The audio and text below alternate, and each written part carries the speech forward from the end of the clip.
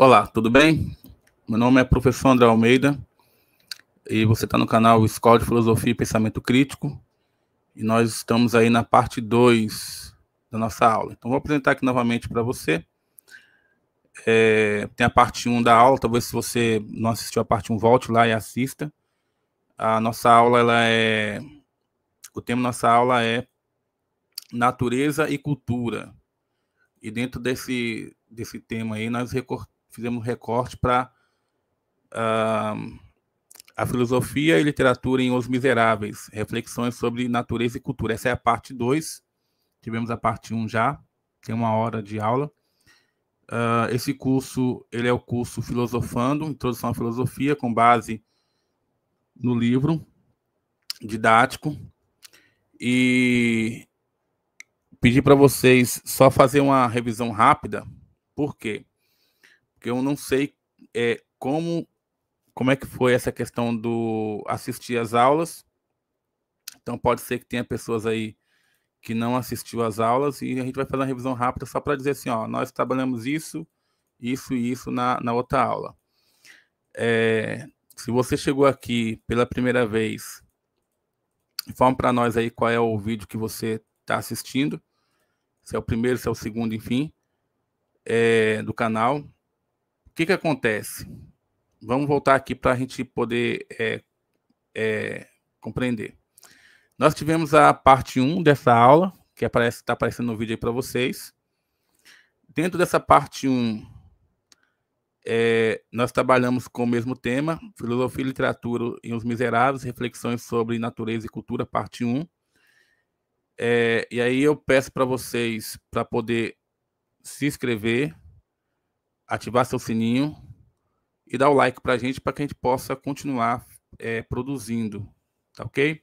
Não custa nada, custo zero. É só você chegar aí e dar o like para que a gente possa continuar fazendo esses vídeos, que para nós é um trabalho muito grande.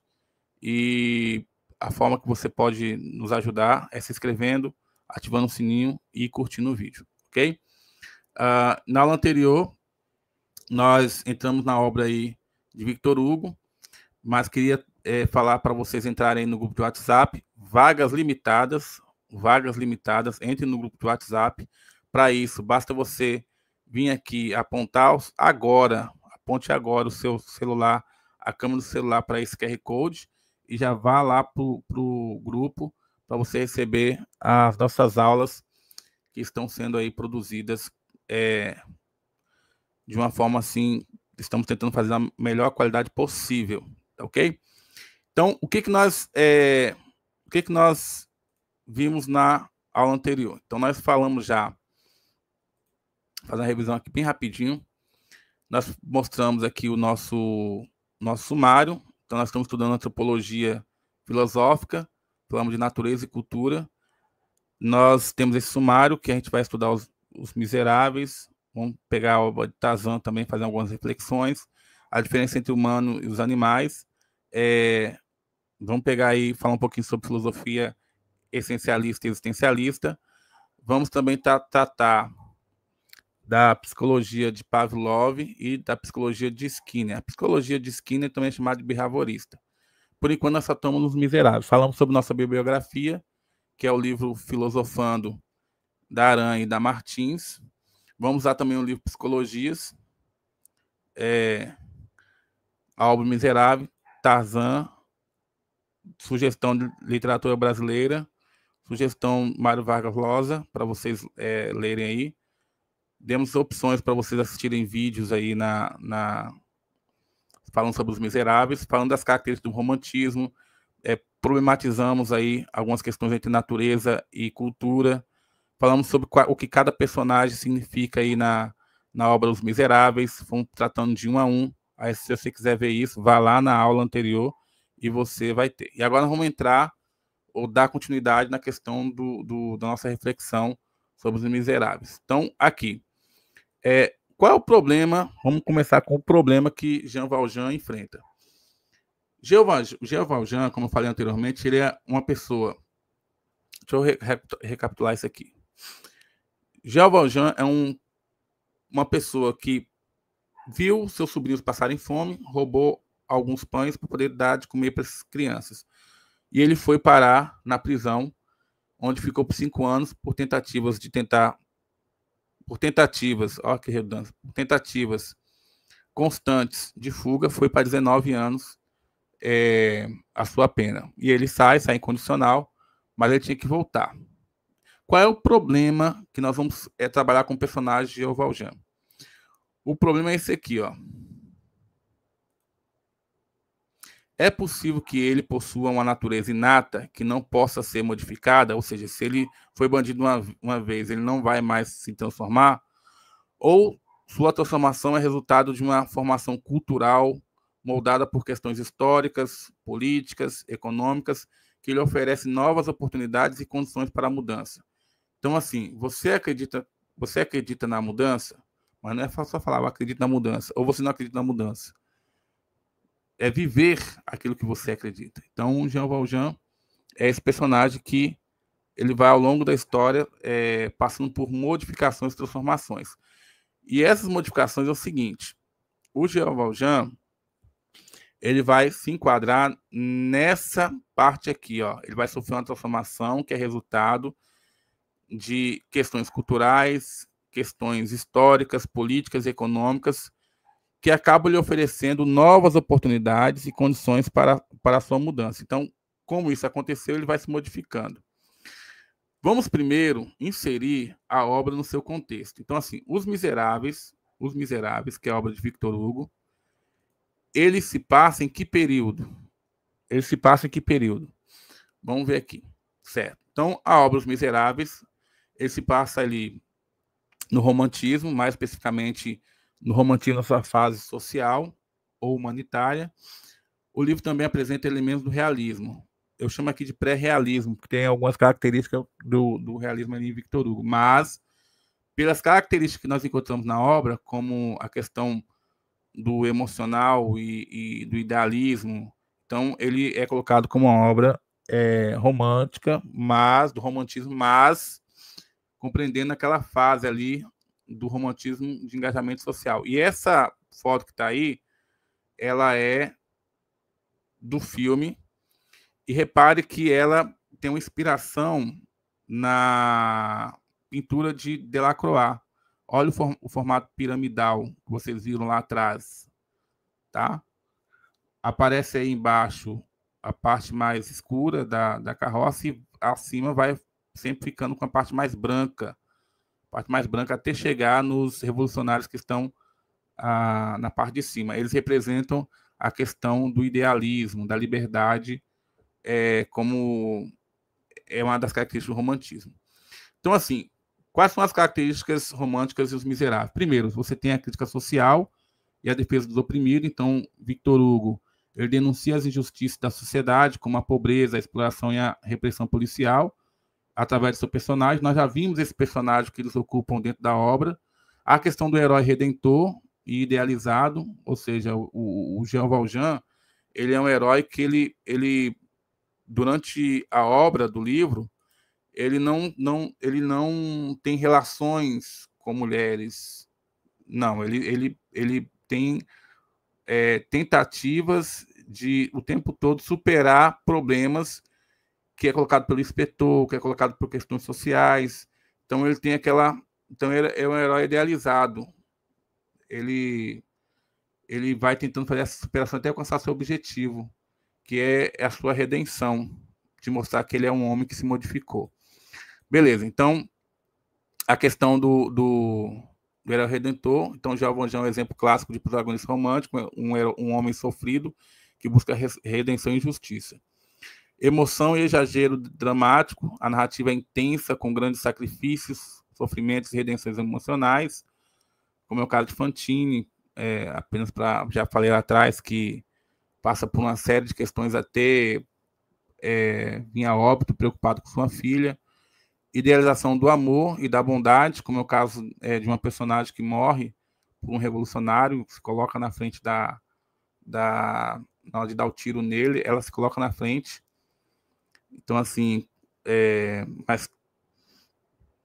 mas tem outros também. Então, tem o amor puro de Cosette e de Marius, e a generosidade de Jean Valjean por Cosette, por exemplo, que são exaltados.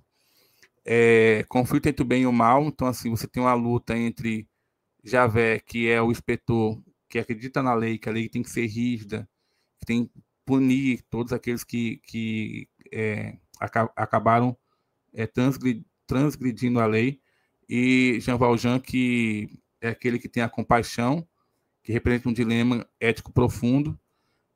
Enfim, então, essas são algumas características também do romance.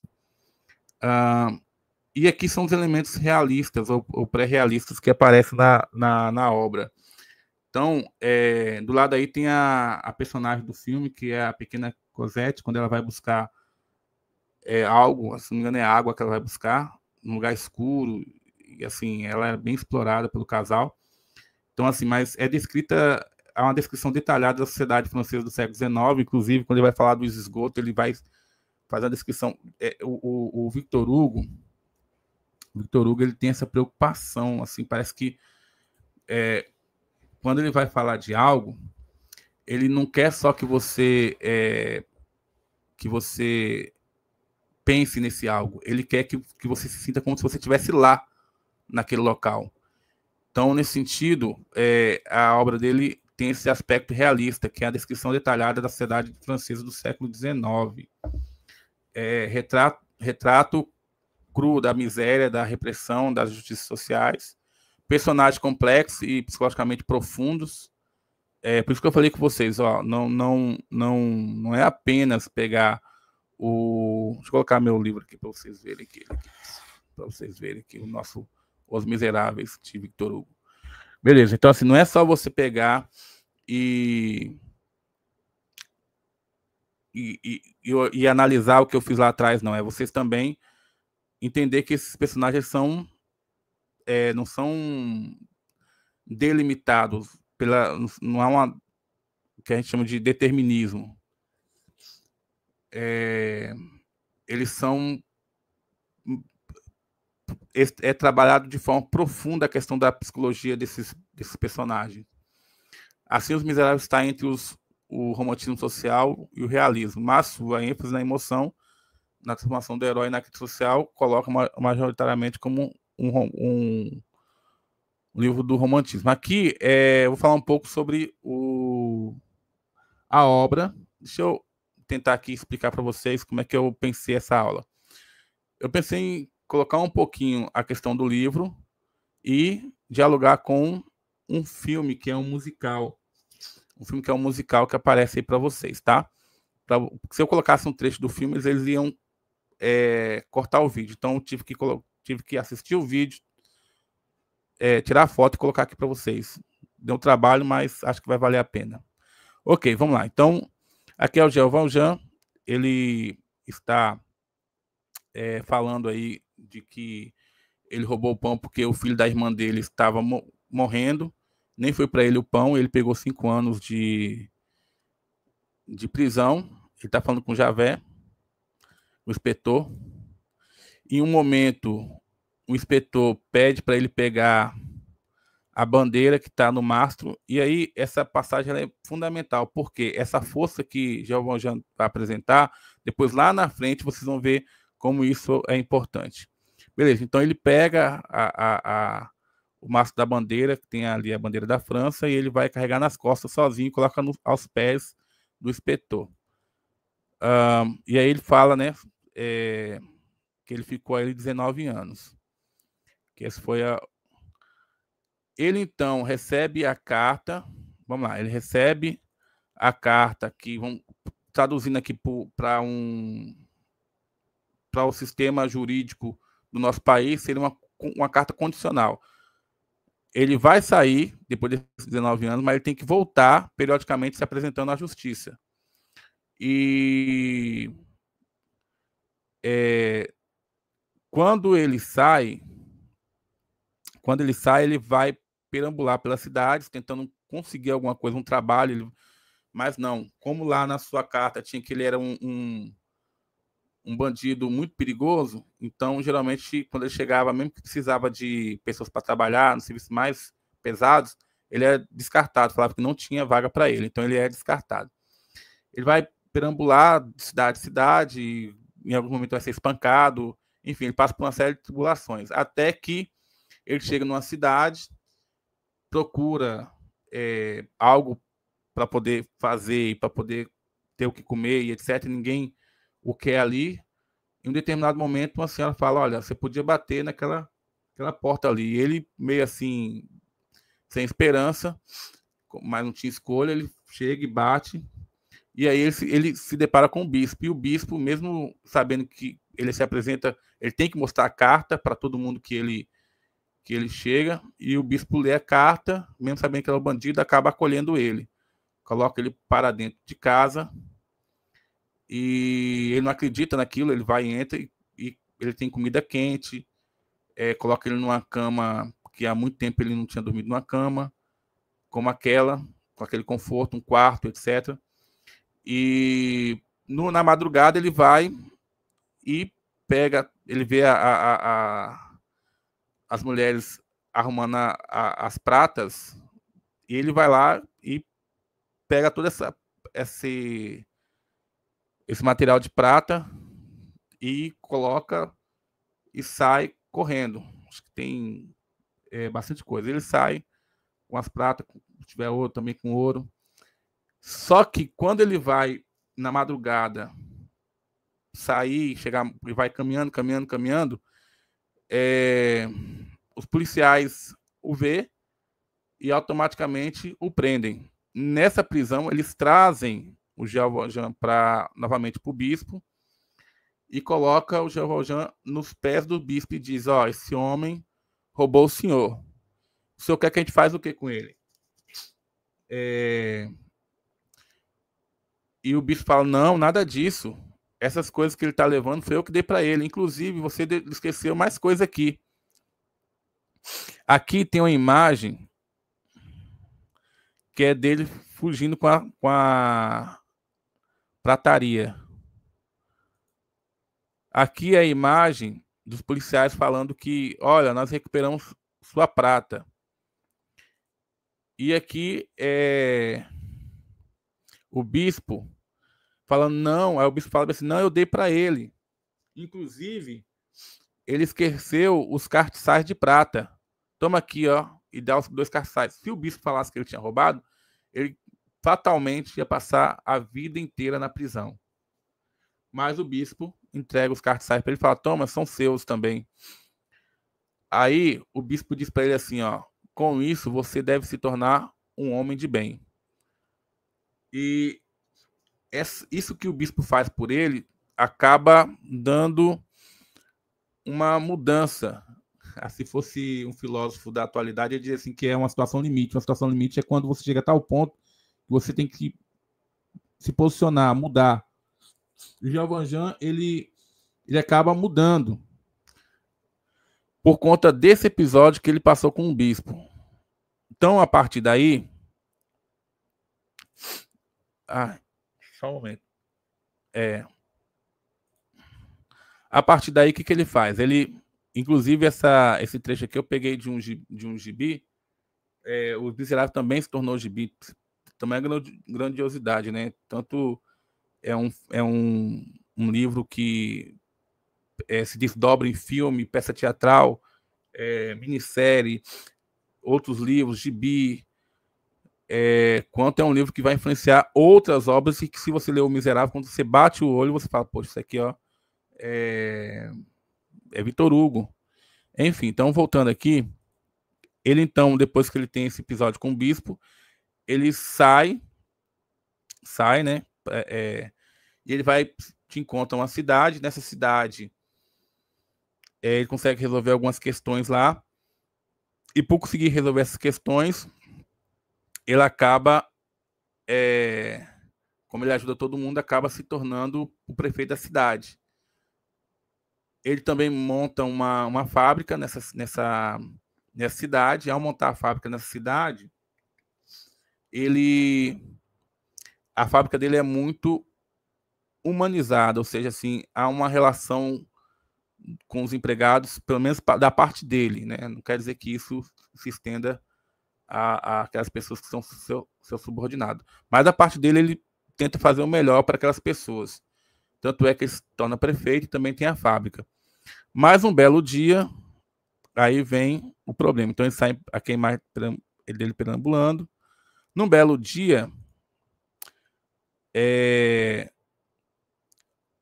o nosso inspetor vai até a fábrica e, ao se deparar com ele, fala: poxa, eu pensei que eu te conheço. E aí o Jean Valjean fala: não, você não me conhece, não. Lógico que eu tô aqui resumindo, né? E ao falar isso, tem um episódio da carroça que o homem, a carroça quebra e fica debaixo, e o pessoal não consegue tirar. Mas Jean Valjean, lembra lá atrás, quando ele usa a força bruta, ele era muito forte, ele consegue tirar esse homem debaixo da carroça. O inspetor o reconhece naquele momento. No princípio, ele fez aquela questão: o inspetor, olha, eu acho que eu te conheço de algum lugar. Ele: não, você não conhece. Ah, então tá bom, beleza. Mas quando ele usa a força, ele fala: pô, esse é o Jean Valjean, que é o fugitivo que deveria ter se apresentado há muitos anos. Só que ele não se apresentou. E aí, nesse mesmo momento,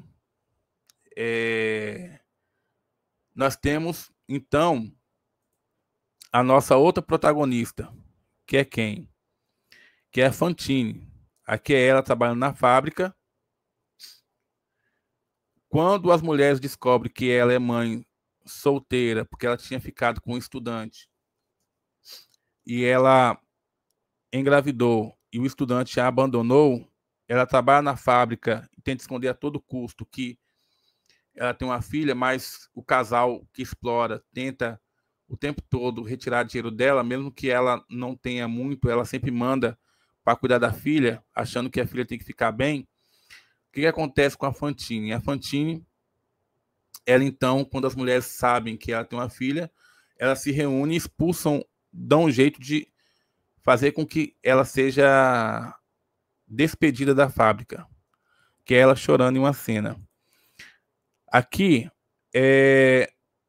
o Javé, que é o inspetor, que tinha ido na fábrica para falar com o Jean Valjean.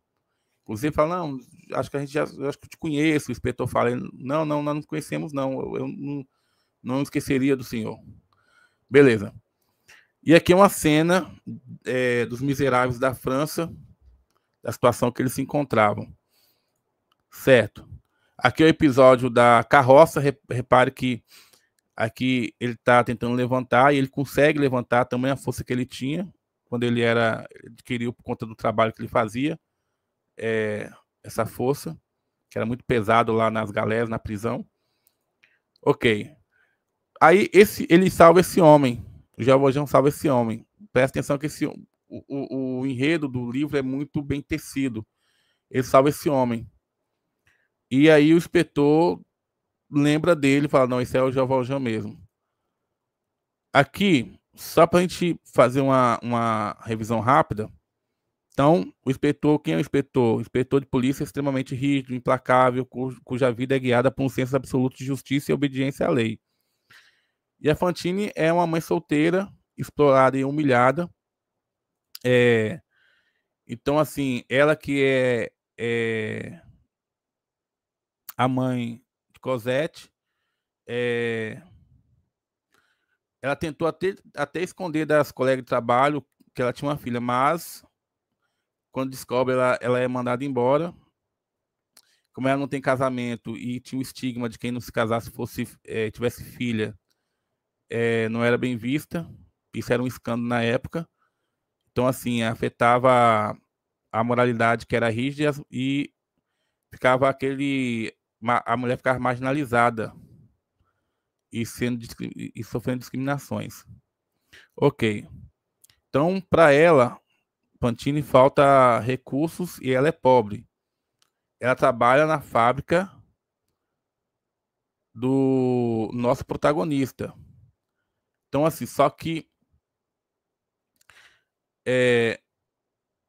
quando ela é mandada embora, ela tem que sobreviver. Então, o que ela faz? Ela vende os cabelos, depois vende os dentes para obter dinheiro. Por fim, ela vai se deteriorando e ela acaba se prostituindo. Então, ela representa essa exclusão que esse mundo fazia com essas mulheres que se encontravam na mesma situação com ela ou situações bem próximas. Então, assim, inveja de rumores.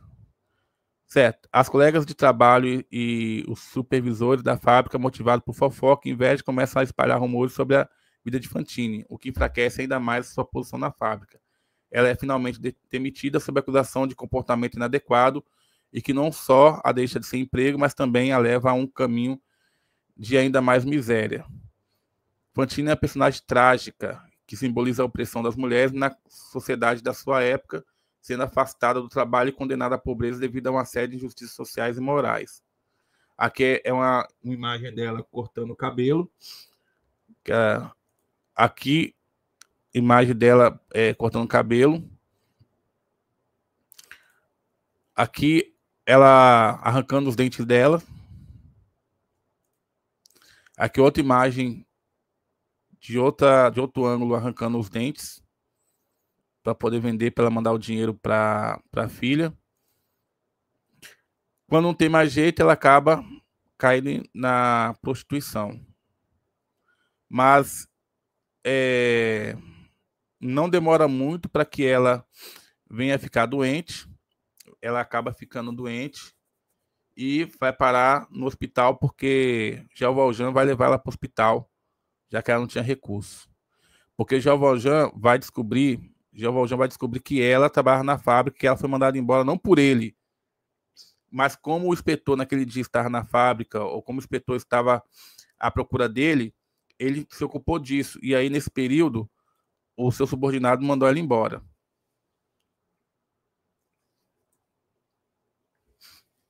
Ao mandar ela embora,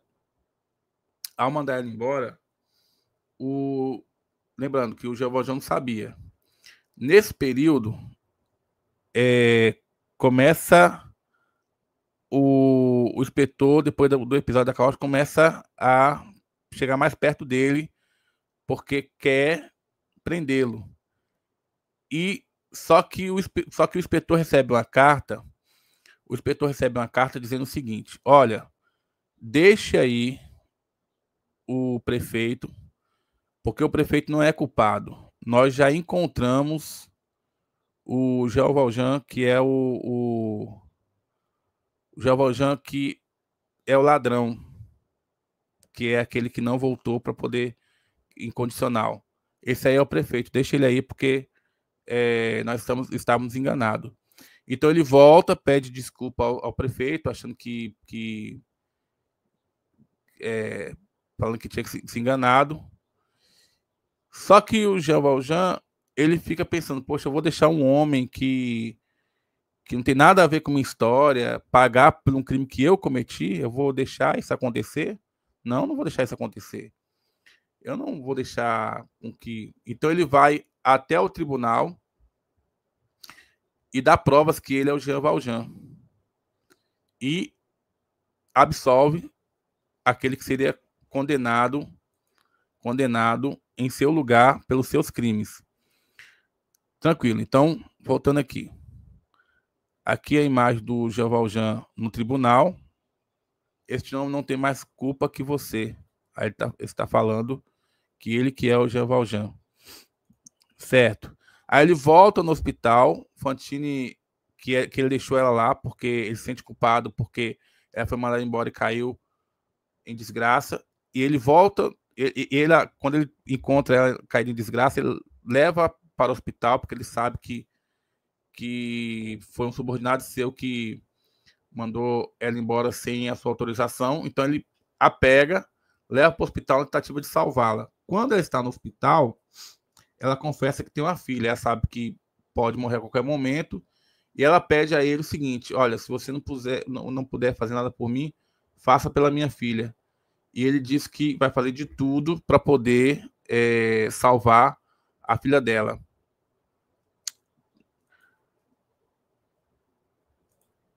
Nesse momento, quem chega, de novo, o inspetor Javert. E nesse episódio é interessante, porque tá tudo escuro, e ele diz assim: nos vemos claramente, só que se você for perceber, Como é que você vai ver claramente numa escuridão dessa? É uma cena interessante. O inspetor acha que está vendo claramente Javert, mas na verdade ele não tem clareza nenhuma de quem é Javert. E a cena retrata muito bem isso. Enfim, aí os dois têm um duelo. Nesse duelo, primeiro o Jean Valjean fala: olha, não tem como ser em outro momento, porque agora eu estou tomando conta dessa pessoa, etc, etc, que tem uma filha que depende de mim e ela acabou morrendo, etc, etc. Ele fala não, e aí os dois têm um duelo, só que o Jean Valjean, ele consegue fugir. E ele vai atrás de quem? Vai atrás de Cosette, que é a filha da nossa protagonista que acabou de falecer.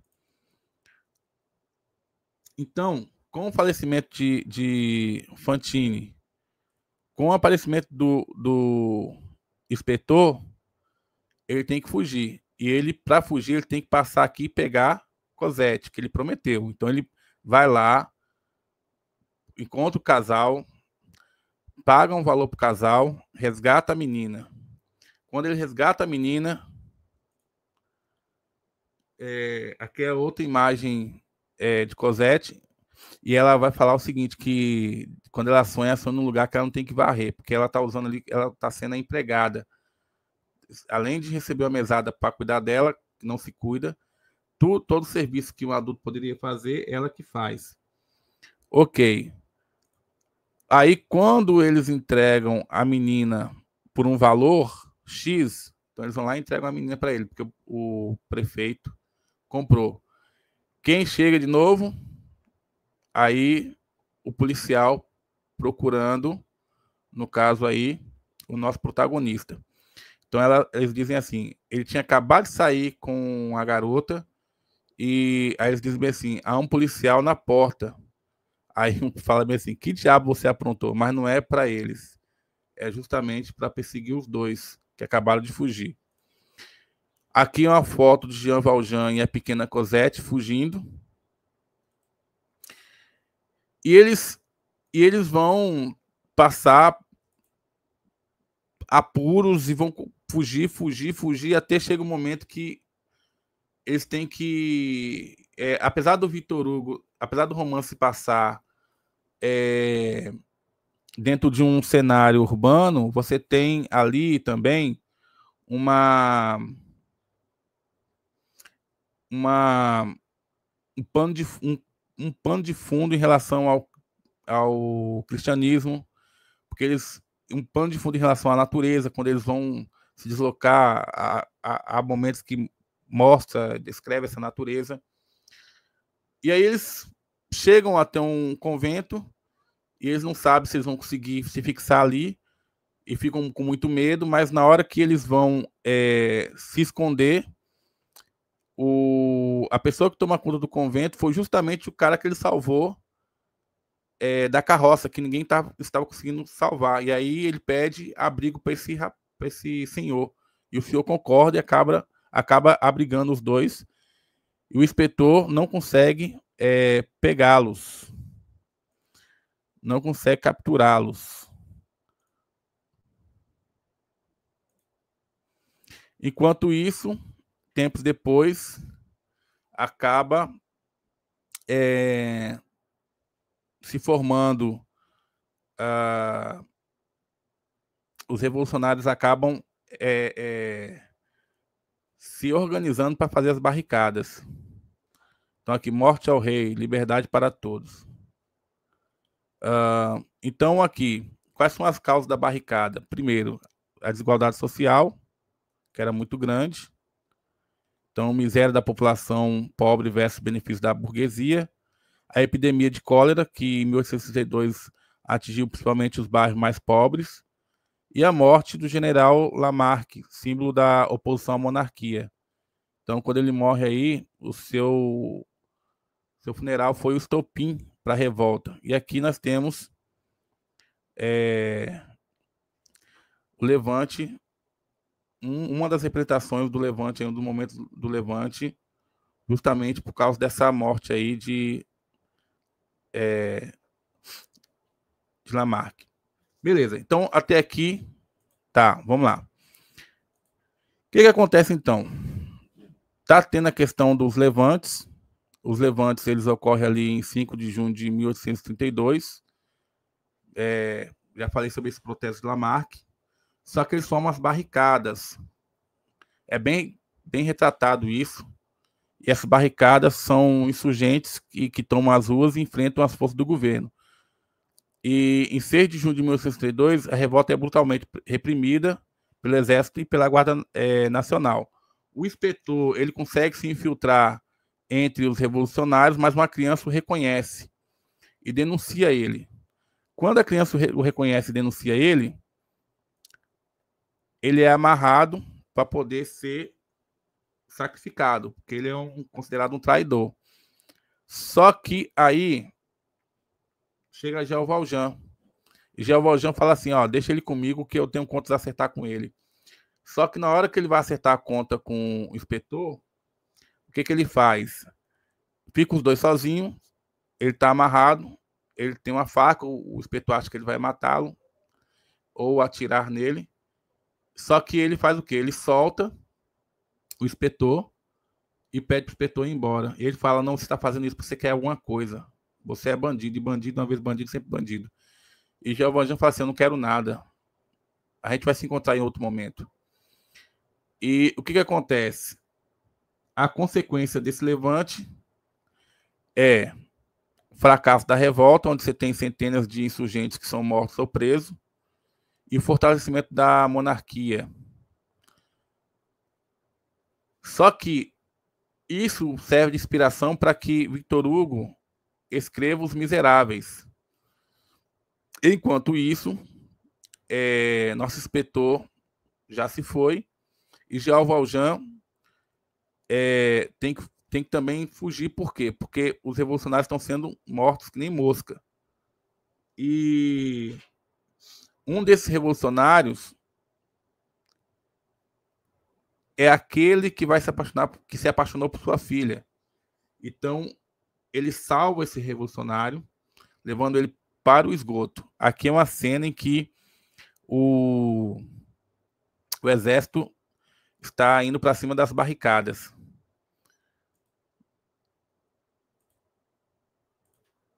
Aqui é Marius, que é o rapaz que se apaixonou pela filha de Jean Valjean. Aí tem o Marius e tem o Jean Valjean.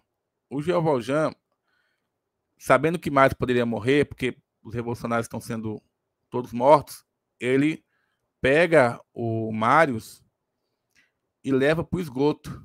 Aí ele está carregando, não dá para vocês verem aqui muito bem, mas ele está carregando o Marius, que foi atingido, foi alvejado, e ele não está muito bem. Aí ele está carregando para tentar salvar a vida do Marius. Aqui ele carregando aqui o Marius pelo esgoto. Só que nisso, quando ele, enfim, consegue sair do esgoto, quem surge? Javert. E aí Javert fala, eu vou te matar. Aí ele fala com Javert, resumidamente é isso, né? Que tem muita coisa no romance. Eu vou te matar. Aponta a arma para ele, ele fala, não tem como ser em outro momento, não? Mas não tem como se matar depois, não, que agora eu tô salvando a vida de um homem.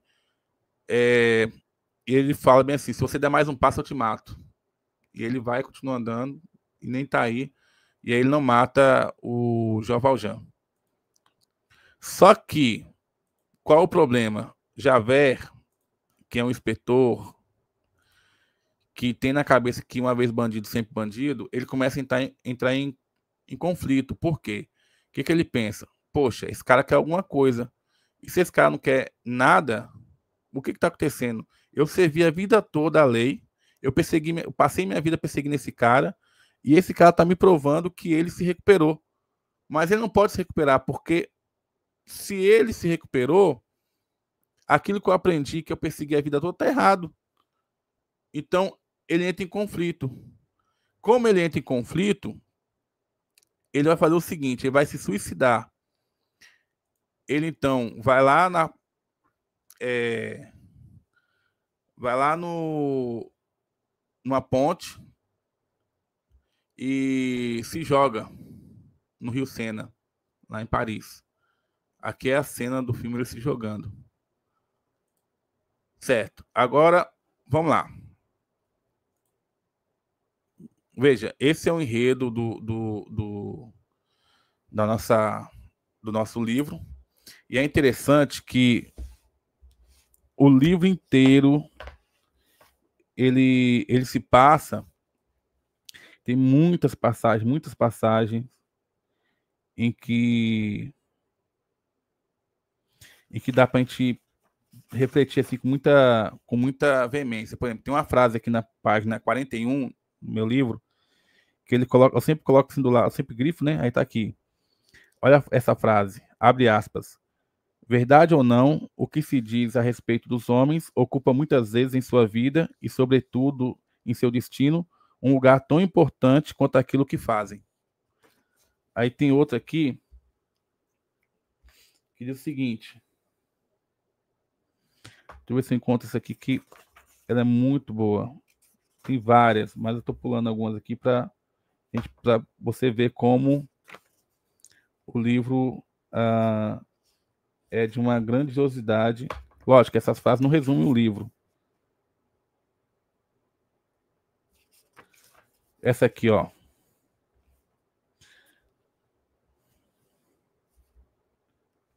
Deixa eu ver se é essa aqui, peraí.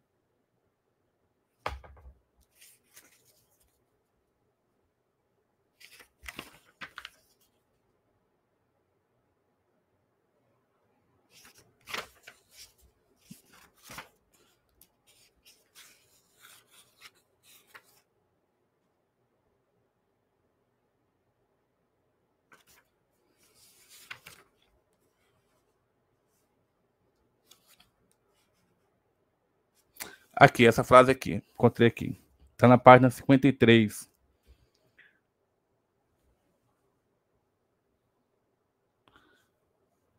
Aos ignorantes, ensinem ao máximo de coisas que puderem. A sociedade é culpada por não minimizar a instrução gratuita. Ela é responsável pelas trevas que produz. Uma alma cheia de sombras é onde o pecado acontece. A culpa não é de quem pecou, mas de quem fez a sombra. Então, assim, o livro é de uma potência muito grande. Então, tem outra frase que diz o seguinte: enquanto houver lugares onde seja possível a asfixia social, em outras palavras, e de um ponto de vista mais amplo ainda, enquanto sobre a Terra houver ignorância e miséria, livros como estes não serão inúteis. Victor Hugo, certo? E aí, a obra foi adaptada para filme, para gibi, para um monte de coisa. Vamos ver aqui algumas adaptações que essa obra sofreu. Então, a primeira adaptação que foi feita dela foi em 1934. Então, essa foi a primeira adaptação importante do romance para o cinema. É uma versão mais longa e fiel ao livro original, que se encontra nos aspectos sociais e políticos da obra. Depois dessa, isso aqui, ó, outra, em 1958, uma versão francesa que tenta ser mais fiel ao romance, mas com ajuste nas interpretações de personagem para torná-los mais acessíveis ao público da época. E aqui, em 1998, deixa eu só... uma adaptação bem conhecida que foca na história de Jean Valjean e seus conflitos com Javert, destacando a jornada moral do protagonista. Esta versão é mais compacta e acessível com um elenco famoso. Qual que eu devo assistir, professor? Se for possível, todas. Todas. Até para você formar a sua perspectiva sobre a obra, sobre os filmes, enfim. E aqui, as imagens que estão aparecendo para vocês, lá que eu mostrei, é desse aqui, dessa adaptação, que foi feita em 2012, dos Miseráveis. Então, uma das adaptações mais populares é uma versão cinematográfica do famoso musical da Broadway, A produção é conhecida por suas performances poderosas, especialmente da Anne, que ganhou o Oscar de melhor atriz coadjuvante por seu papel como Fantine, que é aquela que perdeu o cabelo, perdeu os dentes, enfim. Também tem aquelas que não são Os Miseráveis, de Victor Hugo, mas que, vamos dizer assim, acabam sendo obras que têm o nome Os Miseráveis pela influência de colocar as questões dos miseráveis à tona. Então, assim, em 2019, você tem esse aqui, ó, que é um filme. Aí, embora não seja uma adaptação direta do romance de Hugo, este filme é uma recriação moderna da tensão social em Paris, explorando a relação entre a polícia e as comunidades empobrecidas, e faz referência aos temas da obra original com a justiça e a luta contra a opressão. E aqui é outra adaptação, só que agora para a televisão. Então, em 1978, sai uma minissérie que explora profundamente os eventos e os personagens do livro, mantendo uma grande fidelidade à obra original, que é a capa. E tem também uma adaptação para televisão dos Miseráveis de 2000. Lembrando que essa daqui foi dos Estados Unidos, essa daqui já é da França. Então, uma minissérie de 4 episódios, o Gerard Depardieu no papel de Jean Valjean, e também você tem aqui Javert. E aí, os dois personagens acabam fazendo muito bem essa questão da perseguição e etc. Essa versão é conhecida por sua aproximação mais intimista e detalhada dos personagens. Recentemente, em 2018, teve mais uma adaptação, e aí, agora no Reino Unido, uma minissérie de 6 episódios que concentra mais nos aspectos sociais e políticos da França, do século XIX, com foco nas injustiças enfrentadas pelos pobres. Essa versão é a mais recente e foi bem recebida por sua abordagem fiel à história de Hugo, mas com uma roupagem mais moderna e crítica. Certo. E aí você tem as adaptações para o teatro, e dentro dessas adaptações para o teatro, você tem a questão dos musicais. Então, na década de 80, a gente vai ter o primeiro musical dos Miseráveis, que foi um grande sucesso na França e se tornou um fenômeno mundial após sua estreia em Londres. Em 85, foi na Broadway. Desculpa. Estreia em Londres em 85 e na Broadway em 87. Em 95, você tem a produção francesa, que foi filmada e divulgada como um filme musical de palco. Certo. Então, esses são, assim, de forma geral, as adaptações dos Miseráveis. E aí, tem uma questão que a gente precisa voltar nela para que a gente compreenda aqui o que nós estamos tratando sobre a natureza humana. Veja, lá no início da nossa aula, dessa aula de hoje, que é a parte 2, então hoje nós vamos encerrar esse episódio. Mas lá no início da nossa aula, nós colocamos um problema para a gente pensar sobre o Jean Valjean, que é o seguinte, que é esse problema aqui, ó. É possível que ele, no caso Jean Valjean, possua uma natureza inata que não possa ser modificada, ou sua transformação é resultado de uma formação cultural moldada por questões históricas, políticas e econômicas que lhe oferecem novas oportunidades e condições para as mudanças. O que Victor Hugo apresenta para a gente no livro Os Miseráveis é a possibilidade de uma pessoa passar pela recuperação. Só que Victor Hugo coloca que essa recuperação ela tem que se dar de uma forma que você tem que ofertar para os miseráveis educação. Sem educação, você não transforma a sociedade. Você tem que passar por uma transformação no campo da política, porque também nós sabemos aí os levantes que tiveram dos republicanos contra a monarquia. Napoleão I e Napoleão III, inimigos ferrenhos de Victor Hugo. Você tem que passar por uma transformação econômica, porque não adianta você falar em transformação e você deixar pessoas na miséria economicamente, se ela não tem como sobreviver. Você tem que passar por uma transformação de visibilidade dessas populações. Então, todos os dias as carroças passam e não enxergam os miseráveis que estão espalhados, porque aqueles que estão nas carroças não têm os mesmos problemas e automaticamente não têm o mesmo olhar para a miséria igual aqueles que vivem a miséria. Então, o que Victor Hugo dá para a gente é como se fosse assim, ó, você, em qualquer tempo que você estiver, em qualquer país que você estiver vivendo, você precisa entender que se você não olhar para essas populações, mais cedo ou mais tarde, as transformações sociais vêm. Se não vêm da classe dominante para olhar para esses miseráveis, são os próprios miseráveis que vão, juntamente com o contexto social, buscar transformações das diferentes maneiras.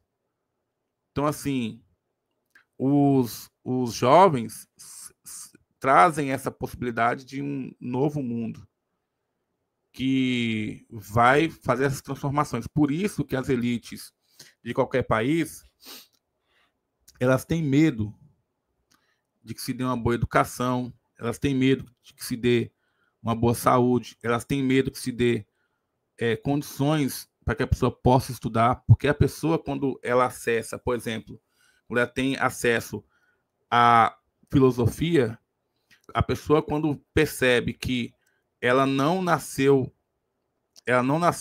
ou se ela nasceu na miséria, aquilo ali não é algo natural, aquilo ali é fruto de uma construção social, e ela começa a estudar e percebe que aquilo ali foi criado para mantê-la nas mesmas condições, ela automaticamente vai se revoltar contra aqueles que criaram essas condições, que geralmente são quem? As classes dominantes. Então, o romance de Victor Hugo, lógico que na época não foi assim, todo mundo aclamou o romance de Victor Hugo. Teve pessoas que distorceram, falaram coisas que não tem no romance, como é feito com todas as obras. Há pessoas que colocam coisas que não existem na obra para poder distorcer a obra do autor. E assim, e você vai percebendo que aquilo que Victor Hugo colocou nos Miseráveis ainda está presente. É muito comum as pessoas dizerem assim, tá vendo? Fulano é assim porque não quer nada com a vida. Então, quer dizer, fala de um olhar de fora, ou então, assim, todas as pessoas que se encontram, que se encontram na condição de marginais, excluídos da sociedade, não são vistos como alguém que pode se recuperar. Não estou aqui dizendo que todos se recuperam, mas isso fica muito pior se a elite não voltar o olhar para tentar cuidar e transformar a vida desses miseráveis, o que é muito difícil, acho que em termos de Brasil é muito difícil. A elite brasileira ou a burguesia brasileira, ela pela sua própria dinâmica, não é diferente da burguesia mundial quando se trata de lucro. A concentração é muito grande. O Brasil é um país extremamente desigual.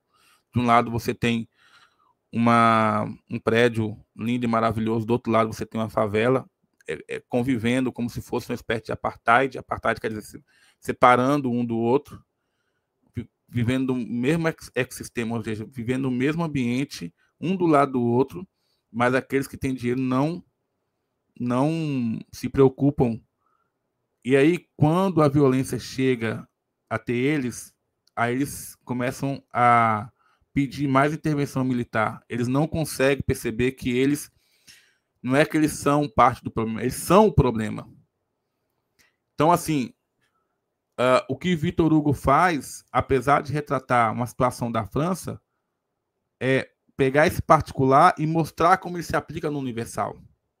Então, ler Os Miseráveis, meu amigo, é você ler uma obra e depois que você sai dela, você não sai o mesmo. Ainda falando sobre a obra, como nós discutimos natureza e cultura, o Victor Hugo está dizendo, olha, se a gente fizer esse processo de educar as massas, é lógico que ele não fala com essa palavra, se a gente fizer esse processo de tirar as massas da ignorância, a gente consegue transformar a sociedade. E culpado da ignorância não é aquele que vive na ignorância, é aquele que criou o estado de ignorância, que são, nesse caso, as elites. Então, esse livro ele é de uma potência tão grande que ele está dizendo assim, não, meu amigo, ele tá antecedendo, ele não é um livro existencialista, ele não é, volto a dizer, não é um livro existencialista, mas ele está plantando a semente para correntes que vão vir depois, que nós vamos discutir, que é correntes filosóficas essencialistas e existencialistas. O que a corrente essencialista vai dizer? Que existe uma essência humana que precede o ser humano antes mesmo dele nascer. O que as correntes existencialistas, com Jean-Paul Sartre, Camus, Heidegger não gostava de chamar de existencialista, mas com Heidegger, Simone de Beauvoir e tantos outros estão fazendo. Eles estão fazendo o seguinte, eles estão mostrando assim, ó, não existe uma essência. O homem é lançado nesse mundo. E aí depois não existe nada que o precede, não existe alma, Deus. Ele é lançado nesse mundo e ele se constrói. Então, não podemos dizer de natureza humana. Não podemos dizer da síndrome de Gabriel, nasci assim, vou morrer assim. Na verdade, o determinismo ocorre quando as classes dominantes acabam tentando criar um curral para manter a sociedade ou os miseráveis na condição em que eles estão. Ponto. Então, o Victor Hugo, ele acaba fazendo o quê? Ele acaba demonstrando que, lógico, que nós estamos falando de um brasileiro, de um europeu, mas só para você compreender, se a gente lê a obra de Victor Hugo, ele acaba batendo em concepções como o do Cortiço, de que, olha, o Cortiço é a representação daquele que no ambiente ele sofre determinações que o meio determina o que ele vai ser. O meio limita o que ele vai ser. E ele não consegue ser outra coisa. E o Victor Hugo está dizendo, não, de forma alguma. Não é assim que funciona. Então, na nossa concepção, existe possibilidade. Nós concordamos com o Victor Hugo que existe possibilidade do ser humano transformar a si mesmo.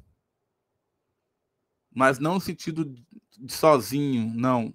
Essa transformação ela vem dessas questões que a gente colocou aqui. Social, política, tá.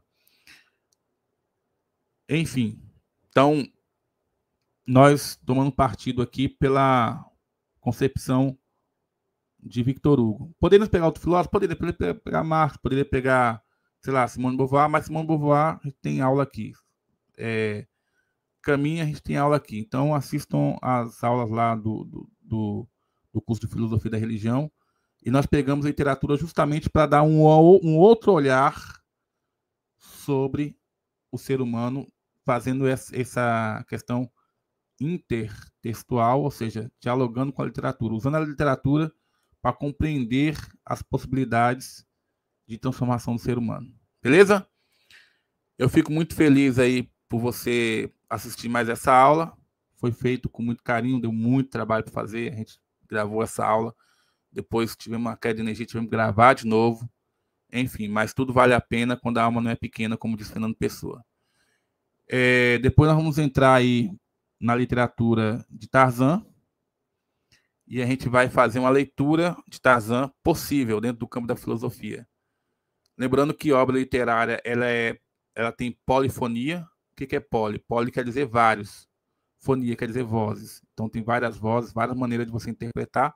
Aqui nós tentamos trazer um pouco para a filosofia, mas você poderia colocar na psicologia, você podia colocar na antropologia, você poderia colocar apenas nos aspectos históricos, sociológicos, enfim, acho que a literatura tem essa riqueza, essas possibilidades. Você poderia só analisar a condição da mulher em Victor Hugo, você poderia analisar só a condição das crianças em Victor Hugo, você poderia analisar a condição do herói em Victor Hugo, então é uma obra muito rica. Você poderia analisar